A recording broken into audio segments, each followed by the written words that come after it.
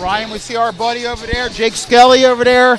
Yeah. Broad Tree Kickboxing, and very active. They've been happy for him to be getting more and more guys that are active in fighting. He's almost at every event working corners. Oh, yeah.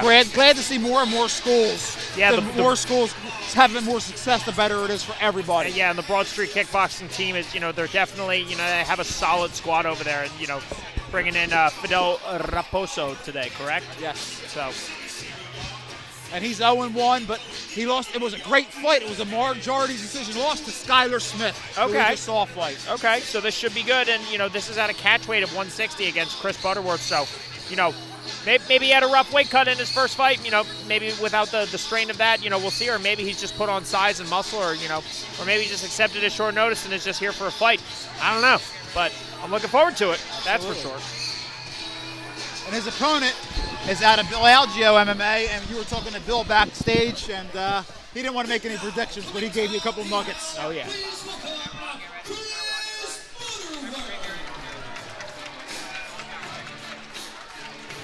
And Chris Butterworth walking out here looking like a Bill Algio from an alternate universe. Yes. It's, like I said, if this guy trains with Bill Algio looks at him and sees his frame and how he's built, and he probably just goes, oh, this is all the stuff I do all the stuff I do. So I'm going to expect this guy to move a lot like Bill Algio. But I could be wrong, but it wouldn't surprise me at all.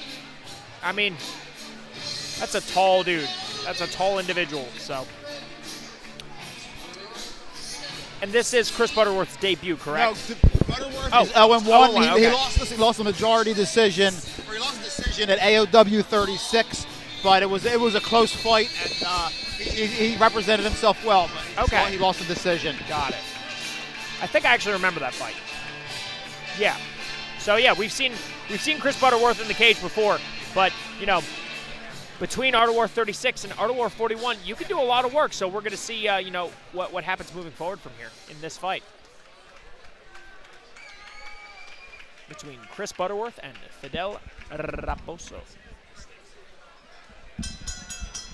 Ladies and gentlemen, the following contest is an amateur bout, and it is for 3 2-minute rounds. Of course, introducing to you first, out of the blue corner to my right, he represents Broad Street Kickboxing. He weighed in at 159 pounds, and he hails from Philadelphia, PA. He's making his debut right here at Art of War 41. This is Fidel Raposo.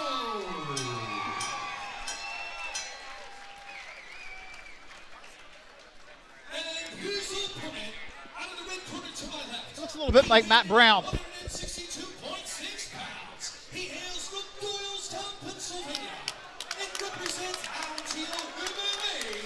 Coming to us with an 0-1-0 record, he is Christopher Butterworth.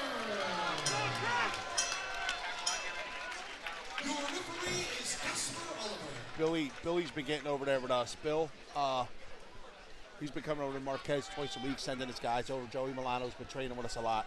Kid's a stud, bro. That kid is a stud. For sure. All right, here we go.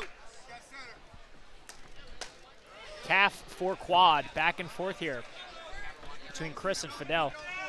Chris using the infamous Algio signature toes of death, I like to call them, because I've been stabbed by Bill Algio's toes, and they are horrible. But again, like, if you're Fidel, just looking at this range discrepancy, it's like, oh my goodness, how do I deal with somebody this long who can jab me when I sprint forward with a Superman punch? It's like the range here of Chris Butterworth is and just both of them have their chins like just sitting in the air.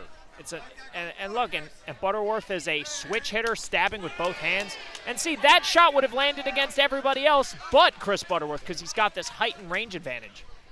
It's like 6'13". And it seems like he's starting to feel more comfortable here from southpaw. Whoa. Nice recovery. He popped right up like a jack-in-the-box. Yeah, he is. He's tall. Yeah. We're going to go Chris, Comcast Center, Buttersworth. Yeah, and he seems like he's, he might not be the most comfortable letting his hands go yet, but, he's just chewing this calf up, stabbing the gut. Ooh. And just as I say that, Fidel really bolos that overhand and lands one clean. And this is the tall man dilemma. You do such a good job avoiding single strikes, by leaning back. But again, if your opponent starts setting up those big overhands, you know, you can get caught. Ooh, Dink, dink. there he goes getting tagged again. Dink, dink isn't too good. That calf kick is landing, though. It's hard to tell how much damage it's doing with the shin guards, but see, Butterworth does a better job of adjusting to the overhands that time with the long framing guard. See, those didn't get through because he's using almost like a karate-style high block to defend these looping, bombing overhands. He's got the hi-ya. The hussa. Ooh, but in a straight right there by Chris.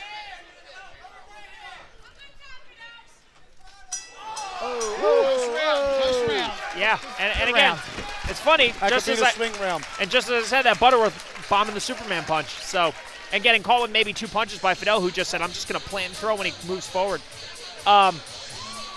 Interesting round. Hard to score because I felt like Chris Butterworth was more active, stabbing the body, pecking and poking. But when Fidel let his strikes go, he got more of a visible reaction from these like bombing overhands from Chris Butterworth than Fidel did from Butterworth's strikes. So it's hard to tell who won that round and who the judges are going to give it to. I'm going to say that is a swing round. It could go either way moving forward into this round 2. But yeah, both guys seem calm, relaxed, in good shape. And you know, definitely some elite East Coast coaches here. Bill Algeo rocking the Crocs, the camo Crocs.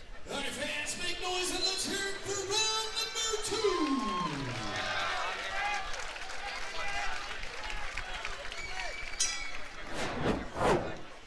2. Here we go. Round number Dink, 2. dink. Oh, there he goes. He came out with the flake bat boot up.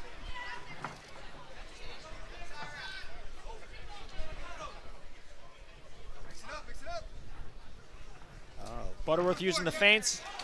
Nice sweep attempt there. And good angle. How old is Nice. Fidel? It wasn't listed on Tapology, so I'm not sure, but he does look like He's like 47. Nice shot there. That was a deep shot by Chris Butterworth in on the leg. Great balance by Fidel. Nice chain wrestling here by Butterworth. And uses it to initiate the clinch. Oh, a laser of a right hand there.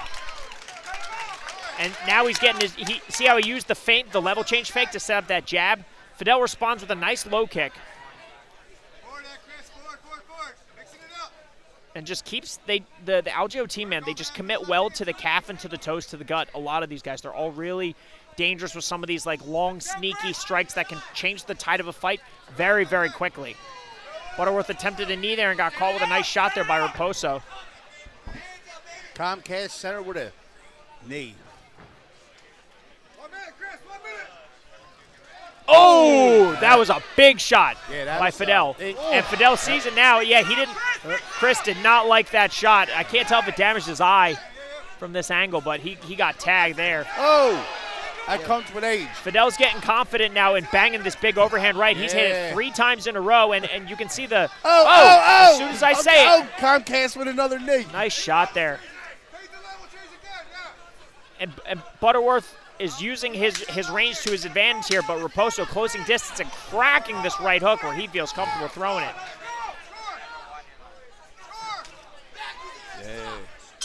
Man, again, another really, really close round. It's hard to tell who won that round, but I would say based on the visible reaction of who got hurt more, the judges will probably give that round to Fidel Raposo if I had to guess. Some of those big rights, Ryan, were definitely, I think, probably the most crucial strikes of the round. It looked like Butterworth was gaining momentum, and then the right hook by Fidel just stopped all of that momentum in its tracks.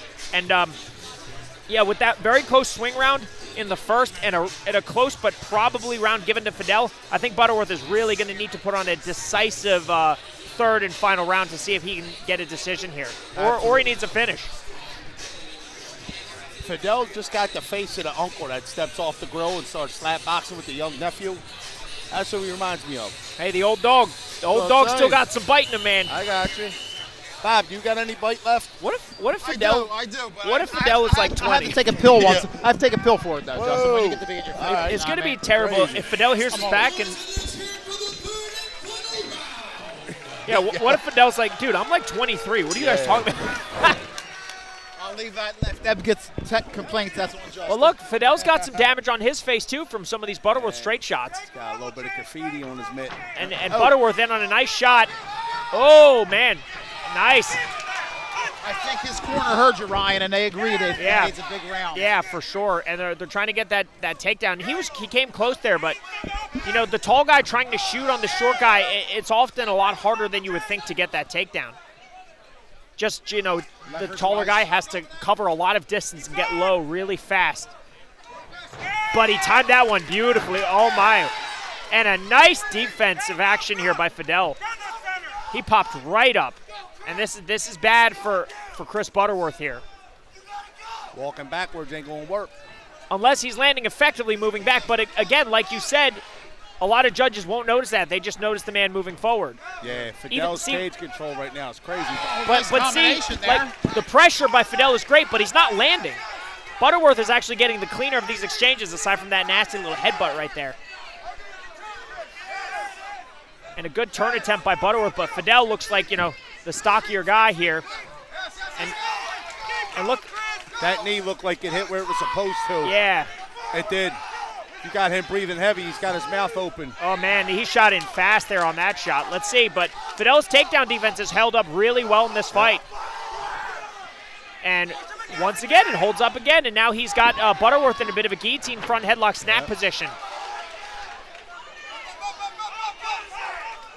Fidel Castro said, age before beauty, baby. Yep. And he's letting these hands go. Butterworth just takes a jog. A jog. That's a desperation. I'm tired shot. It's definitely not a good look for the judges. No, it's and not. With Fidel Raposo, you know, winning this third round, I would say that as the rounds went on, Fidel started to get his rhythm and his timing. But Chris Butterworth showed he has skill and had his moments in the fight.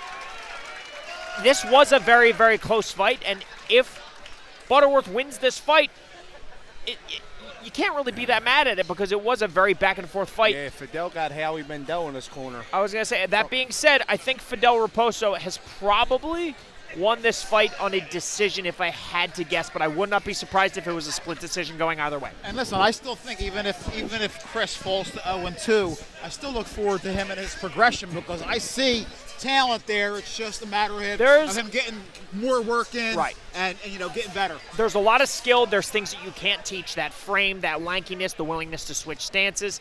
And not all of these weapons apply to this rule set, like the calf kicks with shin guards.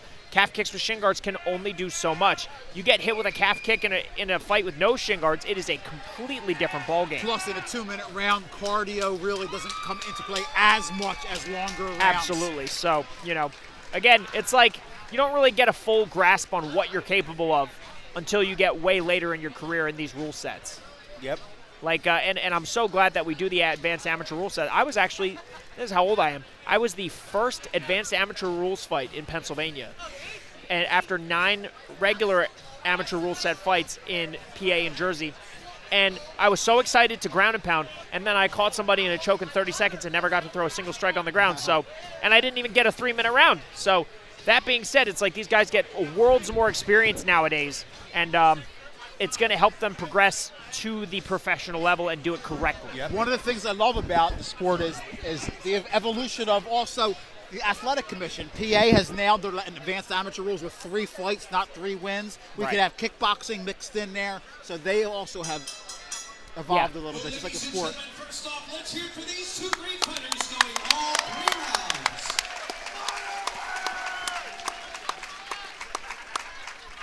All 3 judges scored this contest 30-27 in favor of your winner by unanimous decision, Fidel Raposo.